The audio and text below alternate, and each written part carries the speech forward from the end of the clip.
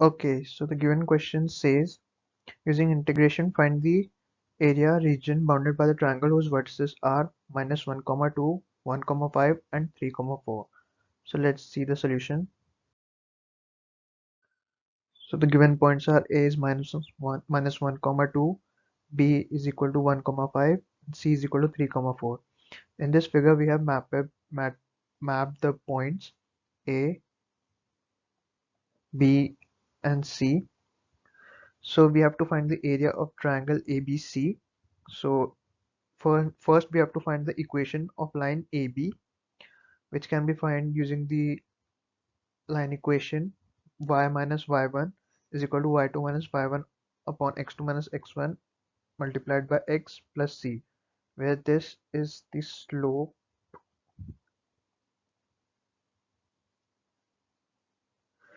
So we get y minus 5 is equal to 2 minus 5 upon minus 1 into x minus 1.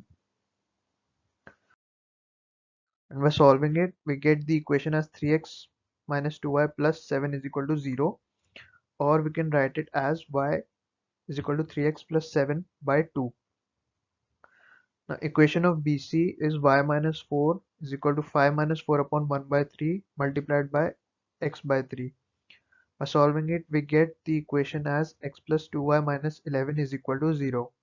Or we can say y is equal to 11 minus x upon 2. Similarly, equation of AC, y minus 4 is equal to 2 minus 4 upon minus 1 minus 3 multiplied by x minus 3. We get the equation as x minus 2y plus 5 is equal to 0. Or we can say that y is equal to x plus 5 by 2. So the required area is given by the formula integral minus 1 to 1 3x plus 7 by 2 plus integral 1 to 3 11 minus x by 2 minus integral minus 1 to 3 x plus 5 by 2.